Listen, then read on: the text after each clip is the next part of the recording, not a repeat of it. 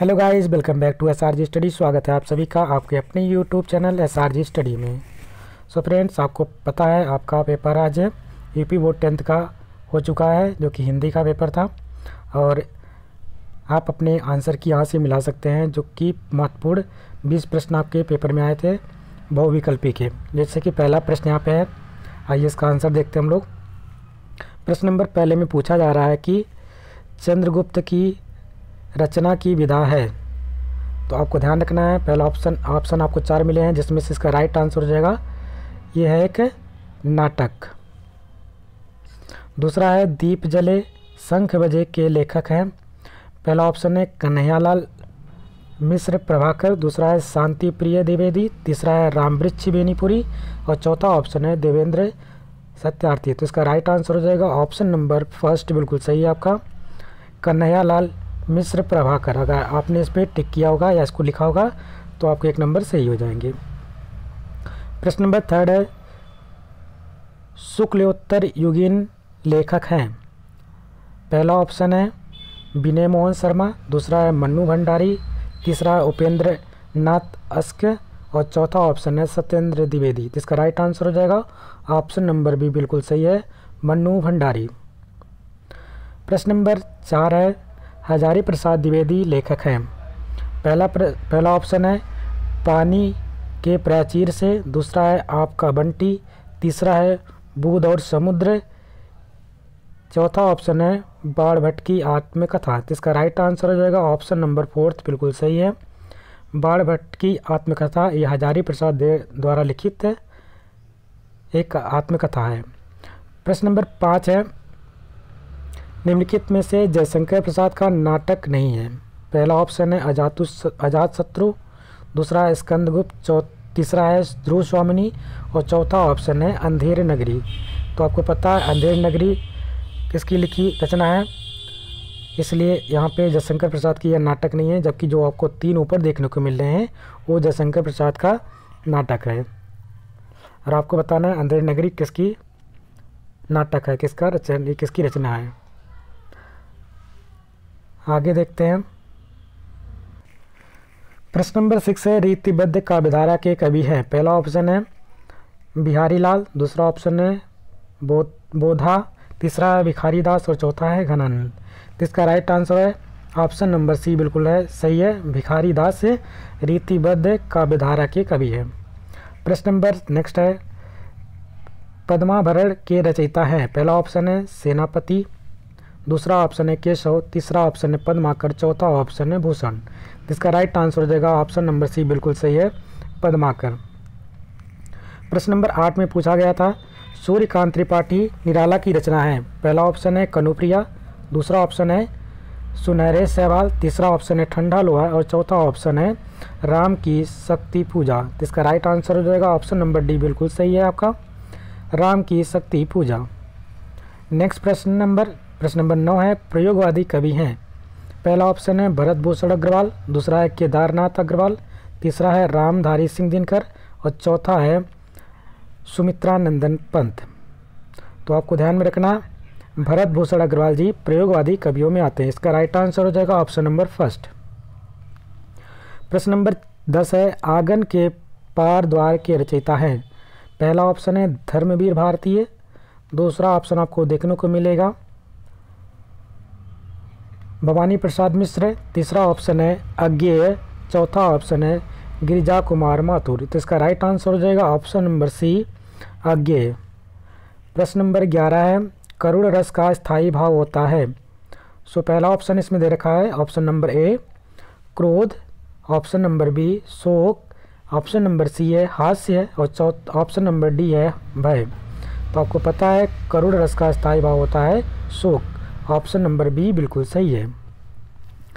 प्रश्न नंबर 12 है चरण कमल बंदो हरिराई में प्रयुक्त अलंकार है। पहला ऑप्शन इसमें दे रखा है उपमा अलंकार। दूसरा ऑप्शन दे रखा है उत्प्रेक्षा। तीसरा है रूपक। और चौथा है यमक। तो आपको पता है अगर योजक के चिन्ह के बाद सा शब्द आता है तो आपको रूपक उपमा अलंकार लगाना होता है। अगर सा या से शब्द नहीं आएगा तो आपको रूपक अलंकार लगाना होता है। इसलिए चरण कमल बंदो हरिराई में आपका रूपक अलंकार होगा। ऑप्शन नंबर सी बिल्कुल सही है। प्रश्न नंबर 13 है, रोला छंद के प्रत्येक चरण में कितनी मात्राएं होती हैं? तो आपको पता है जो रोला छंद होता है एक सममात्रिक छंद होता है, और प्रत्येक चरण की बात करते हैं तो इसमें टोटल जैसे 11 और प्लस 13 मिलाकर के 24 मात्राएं होती हैं। इसलिए ऑप्शन नंबर ए बिल्कुल सही होगा। 24 मात्रा एक चरण में और दूसरे चरण में भी 24 मात्राएं। प्रश्न नंबर 14 है, अभ्यागत शब्द में उपसर्ग है। पहला यहाँ पे ऑप्शन नंबर ए दे रखा है अनु, ऑप्शन नंबर बी दे रखा है अपि, ऑप्शन सी औ, ऑप्शन डी है अभी। जिसका राइट आंसर हो जाएगा अभी उपसर्ग। प्रश्न नंबर 15 है, नील कमल में समास है। पहला ऑप्शन है द्वंद्व, दूसरा ऑप्शन है द्विगु, तीसरा ऑप्शन है कर्मधारय और चौथा ऑप्शन है बहुब्रीहि समास। तो आपको पता है इसका राइट आंसर हो जाएगा ऑप्शन नंबर सी बिल्कुल सही है, कर्मधारय समास। जैसे कि आपको पता है द्वंद्व समास में दोनों पद प्रधान होते हैं और ज़्यादातर इसमें विलोम शब्द होते हैं, इनके बीच में योजक चिन्ह का प्रयोग होता है। द्विगु में आपको पता है संख्यावाची, पहला पद संख्यावाची होता है, और बहुब्रीहि समास में कोई भी पद प्रधान नहीं होता है, तीसरे पद की ओर इंगित करता है, तीसरा पद प्रधान होता है। यह ज़्यादातर पौराणिक चीज़ें होती हैं, तो इसलिए आपको तीन इसको एलिमिनेट करके भी निकाल सकते थे। वैसे नील रूप यहाँ पे कमल का तुलना की गई है, जहाँ पे तुलना की जाती है तो वहाँ पे आपको कर्मधारय समास लगाना होता है, इसलिए इसका right answer option number C है।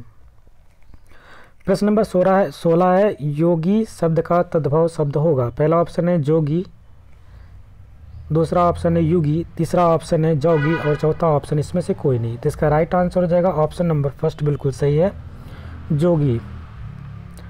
प्रश्न नंबर 17 में पूछा गया था, युष्मद शब्द की सप्तमी विभक्ति एक वचन का रूप होगा। इसमें से पहला ऑप्शन था तव, दूसरा ऑप्शन था त्वत्, तीसरा ऑप्शन था त्वयि और चौथा ऑप्शन था तुभ्य। तो इसका राइट आंसर हो जाएगा ऑप्शन नंबर सी बिल्कुल सही था आपका, त्वयि। प्रश्न नंबर 18, रचना के आधार पर वाक्य के कितने भेद होते हैं? तो पहला ऑप्शन आपको देखने को मिला होगा 8, दूसरा ऑप्शन था 3, तीसरा ऑप्शन था 4 और इसमें से चौथा ऑप्शन था इसमें से कोई नहीं। तो इसका राइट आंसर आपको लगाना था ऑप्शन नंबर बी पे। रचना के आधार पर हम वाक्य के भेद देखते हैं तो 3 प्रकार के होते हैं, सरल वाक्य, संयुक्त वाक्य और आपके मिश्र वाक्य होते हैं। प्रश्न नंबर 19 है, भाववाच्य में प्रधानता होती है। पहला ऑप्शन है कर्ता की, दूसरा ऑप्शन है कर्म की, तीसरा ऑप्शन है क्रिया की और चौथा ऑप्शन इसमें से कोई नहीं। तो इसका राइट आंसर हो जाएगा ऑप्शन नंबर सी बिल्कुल सही है, क्रिया की। भाववाच्य में क्रिया की प्रधानता होती है, कर्मवाच्य में कर्म की प्रधानता होती है। और लास्ट प्रश्न आपसे पूछा गया था जो कि बहुविकल्पी का प्रश्न नंबर 20 है, अभिकारी शब्द है। अभिकारी शब्द की पहचान इस प्रकार करते हैं, जो लिंग, वचन और कारक के कारण उसमें परिवर्तन नहीं होता है, उसे हम क्या कहते हैं, अभिकारी शब्द कहलाते हैं। तो लिंग, वचन और कारक के आधार पर इसका परिवर्तन ना हो उसे हम अभिकारी शब्द कहते हैं। पहला ऑप्शन दे रखा था इंद्र, दूसरा है गाय, तीसरा है यथासंभव और चौथा है आप। इसलिए इसका right answer option number D हो जाएगा, आप। किस प्रकार से आपका प्रश्न आपके बोर्ड में पूछा गया था, 2024 का पेपर था ये, और आपने कितना सही किया कमेंट बॉक्स में कमेंट करके ज़रूर बताइएगा। सो ये वीडियो यहीं पे कंप्लीट होती है। आशा करते हैं आपको वीडियो पसंद आई होगी। यदि वीडियो अच्छी लगी है इसको लाइक करिएगा, शेयर करिएगा और ज़्यादा से ज़्यादा चैनल को सब्सक्राइब करिएगा। मिलते हैं एक नए वीडियो में, तब तक के लिए नमस्कार, जय हिंद।